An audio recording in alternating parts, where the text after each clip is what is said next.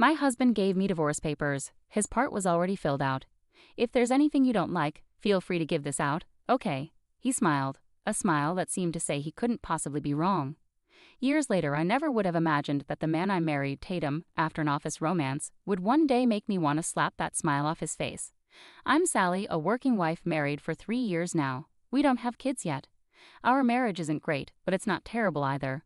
My husband isn't exactly controlling, but lately he's been lazy and doesn't contribute much. It's not unusual for both spouses to share chores, but my husband refuses to help out. He still insists that housework is women's work. Maybe it's because he lived with his parents for so long, but I think it's mostly because of his influence from his family, especially his mother.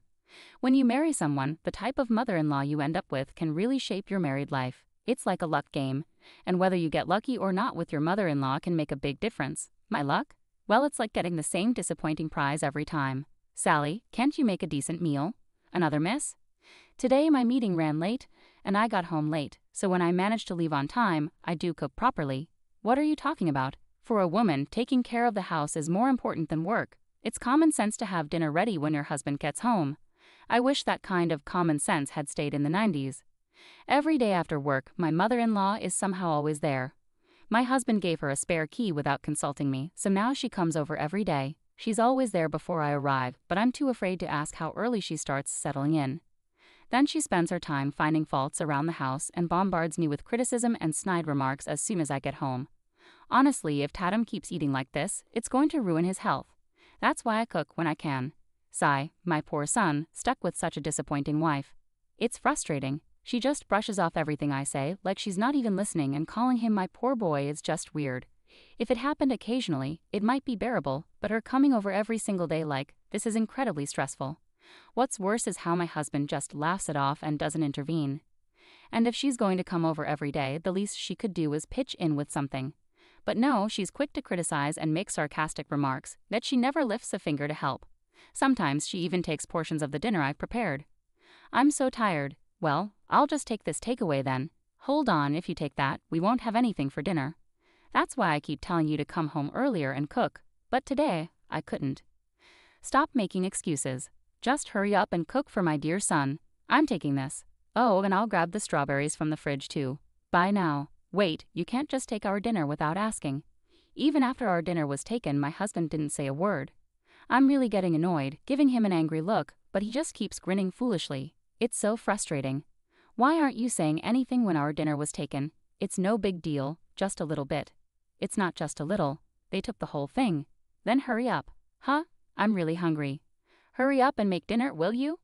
I was left speechless with anger and disbelief as my husband went to the living room and flopped down on the sofa.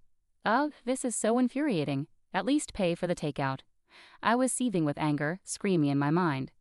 I'm fed up with my mother-in-law showing up unannounced every day, but on the rare day she doesn't come, I feel uneasy. Why is that? When I got home from work, my mother-in-law was unusually absent. My husband, who should have been home before me, was also missing. Even though it should have been peaceful, I felt a sense of unease. The reason became clear the moment I opened the fridge. It was gone. The steak I had saved for a special occasion, bought on payday, was missing from the freezer where I had stored it. There was only one possible explanation. I hurried out of the house, jumped on my bike, and pedaled as fast as I could while still being cautious. My destination was my in-laws' house, just a 7-minute bike ride away. Finally arriving there, breathless from covering the distance in 5 minutes, I wasted no time. I pushed open the unlocked front door of their house and called out, but got no response. Yet I sensed someone inside. Knowing my mother-in-law often enters our home unannounced, I went in without hesitation. What I saw inside was shocking. There it was, my steak, the package emptied and the remains lying on the table. Seeing it almost completely eaten, I couldn't help but scream. My in-laws and, strangely, my husband looked at me in surprise. Sally, what are you doing here? Why did you barge in like this, Sally? Ignoring their questions, I grabbed the tray that had held the steak and glared at them. This is the steak I bought, right? Did you eat it without asking? Oh, that? It was delicious, thank you. My mother-in-law smiled cheerfully at me, while my face burned with anger. It's not about whether it was delicious. I bought that to share with my husband.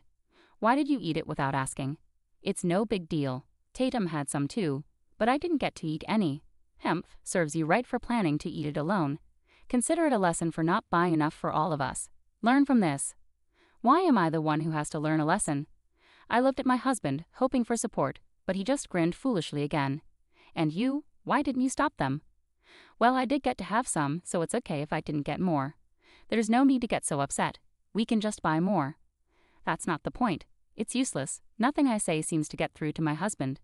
Just then, tears started welling up in my eyes, and I felt a gentle hand on my shoulder. I looked up to see it was my father-in-law, always calm and quiet. I never understood what he was thinking, but I couldn't believe he joined in eating it. Or maybe he didn't know I had bought it. That's what I thought. Anyway. Sally, next time, get a bigger piece of meat so we can all enjoy it properly, my mother-in-law commented casually. That's not the issue here at all. Do they have no sense of apology? Their selfish actions drained me so much that I couldn't even find the energy to respond. I'm leaving. Don't you dare come barging in here again. My mother-in-law's voice rang out as I turned to leave. My husband stayed behind, mindlessly drinking beer. At that moment, I felt utterly indifferent. A few days later, I realized I needed to have a serious talk with my husband. The conversation took a surprising turn. What? I blurted out involuntarily. While I was out working, I unexpectedly saw my husband. Seeing him wasn't unusual. He's in sales after all. However, it was strange because he had told me he was on a business trip in another state. Why? What's going on? To make matters worse, he was walking arm in arm with a woman I didn't know.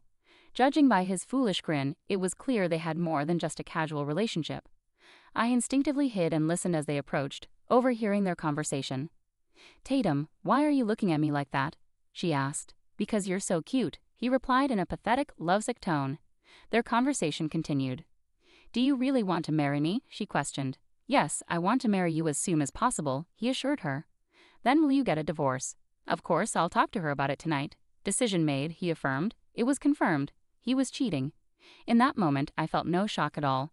Instead, I realized I had fallen completely out of love with him. There was no love left for him in my heart. It was all gone. I'm done, I thought, feeling indifferent. I knew what I had to do. First, I needed to find a moving company. After discovering my husband's affair, I promptly moved out. 3 months later, I was busy moving once again. The movers delivered my belongings, but I had to unpack everything myself. The full-service option was too costly. As I opened the first box, the doorbell rang. As expected, there they were, my husband and the two of them. Without a word, I unlocked the door and let them in. They rang the bell again upon reaching my door, so I silently opened it. Immediately, they entered. Hey Sally, long time no see, my husband greeted me. Wow, this place is really nice, remarked my father-in-law. Sally, what were you thinking, running away and buying a condo without telling us? My mother-in-law exclaimed. Yes, I had finally fulfilled my dream of buying a condo. The apartment I shared with my husband was old and worn out, and I had always hoped to move somewhere better. When I found a newly built condo that matched my dreams, I didn't hesitate to make the purchase. So when I informed my husband, he showed up uninvited with my in-laws in tow. It was exactly what I had anticipated. The three of them barged in without hesitation, but I quickly stood in front of them to block their path. Stop right there. Only residents are allowed beyond this point. What? Sally, what's gotten into you? That's harsh. They're my parents. My husband looked shocked. Sorry, Tatum, but your parents are strangers to me. Sally, how can you say that?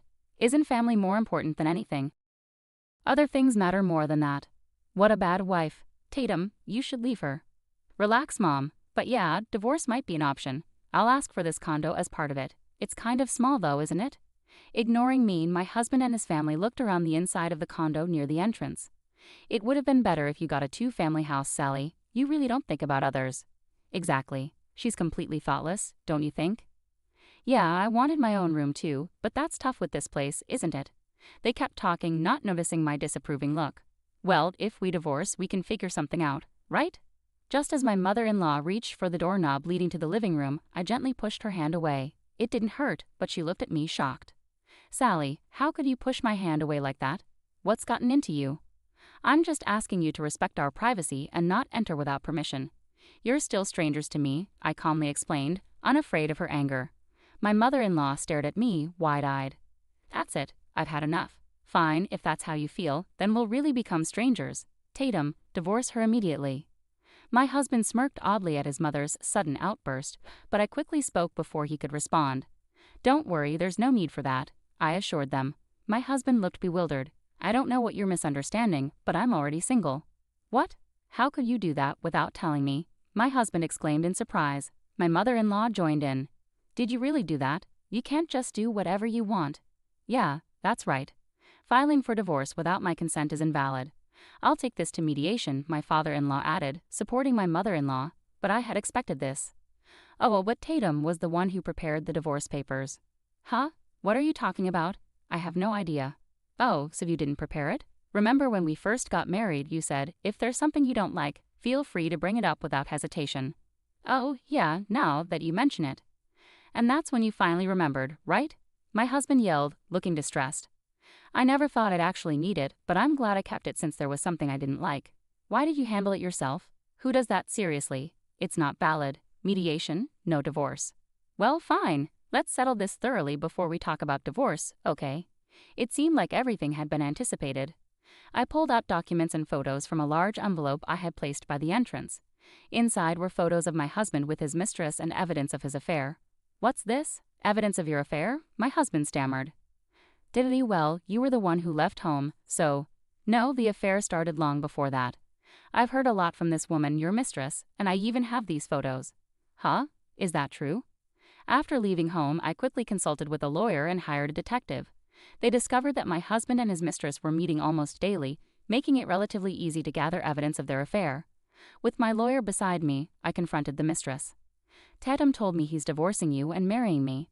I'm so happy he's finally leaving you. That dreamy girl gave me lots of photos of the good times she spent with you. No, that's not true. I expected a fierce battle with the mistress, but surprisingly, the conversation went smoothly due to her naivety. Tatum will take care of my compensation and handle the paperwork, so make sure it's done. Did you wait? I didn't agree to any of this. Well, I did ask her to wait quietly until the divorce is finalized. No wonder she kept avoiding me whenever I tried to contact her. I understand. The story has taken a new direction, and your explanation won't excuse your actions anymore. You're admitting you reached out to her first. That speaks volumes. Wait, listen. It's not what you think. It's not what it seems.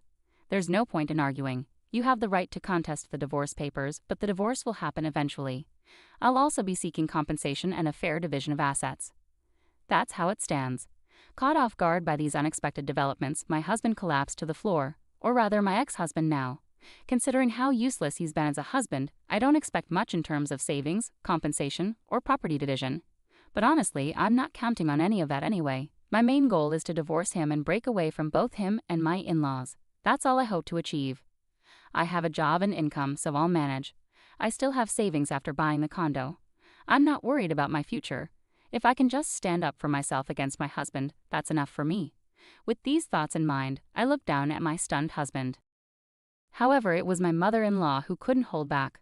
Wait a minute, Sally. What are you talking about? Your son cheated without our knowledge, didn't he? Well, even though our son cheated, it must have been your fault too, right? It's the wife's fault for getting cheated on. Oh, is that so? Well then, could you please leave now? This is exactly what I expected. I didn't think we'd have a reasonable conversation anyway. No matter what she says, she's just a stranger now, completely unknown to me. I decisively began to usher her out, but my mother-in-law resisted strongly against my efforts. Even if you're getting divorced, you need to hand over this condo for the property division. Why should I do that? We bought this with marital funds, right?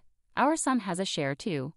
They probably don't understand the whole situation, my mother-in-law said with a smug look. Well, if we had bought this condo with savings from our marriage, then that would be true. But unfortunately for her, that's not the case. I purchased this condo with money I had before we got married, so it's not marital property to divide. Really? Yes, that's right. Both my parents passed away shortly after I started working. That's why I had planned to care for my in-laws after marriage. But facing my mother-in-law's constant attacks and snide remarks, every day shattered that resolve completely.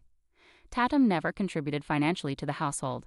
Looking back now, was he spending it on his affair? Well, it doesn't matter.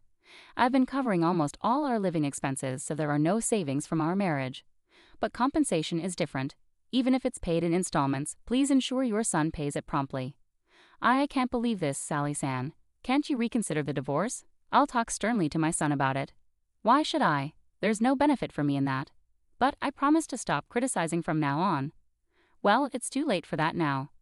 But how about this? Let's have steak tonight. We'll treat ourselves to some high-quality meat. Do you have money for that? Well, do you have it? If you lend it to me, I'll go buy it. No way, there's no benefit for me. With a deep sigh, I calmly addressed the three pale-faced individuals. Please leave. Wait a moment, let's talk. Please leave. Just buy the meat and go, I shouted with determination, and in that instant, they all jumped up and hurriedly left. Ah, that's a relief.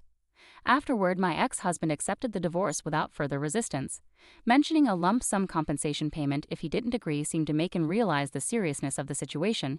His mistress was furious upon learning he wouldn't cover her share of the compensation. Well, my ex-husband felt comfortable because I was covering our living expenses, but his salary wasn't high to begin with. In fact, it was even lower than mine. Someone like him couldn't afford to pay compensation, even to his mistress. Even so, since she signed the documents, I'll make sure to collect the compensation I'm owed firmly and promptly. I was worried my ex-MIL might return, knowing the condo's location, but thankfully that concern was unnecessary. It seems she aged rapidly and lost energy due to the shock. My son, struggling on a pension, came back home in tears because he couldn't afford rent either. Surrounded by two unreliable men, my ex-FIL and ex-husband, and struggling in a tough financial situation, it seems my ex-MIL doesn't have the energy to come to my house. I heard this from my ex-husband, who pleaded with me to wait for the compensation payment. Now that I've started fresh as a single person, I'm enjoying carefree days of independence at home. There's no one making snide remarks, and no one eating my groceries without permission. I'm really enjoying living alone. Maybe I'll try some local specialties next time. Freedom is truly nice, I whispered to myself. Oh, it feels so good. Freedom, I exclaimed. It feels great. Should I open another beer?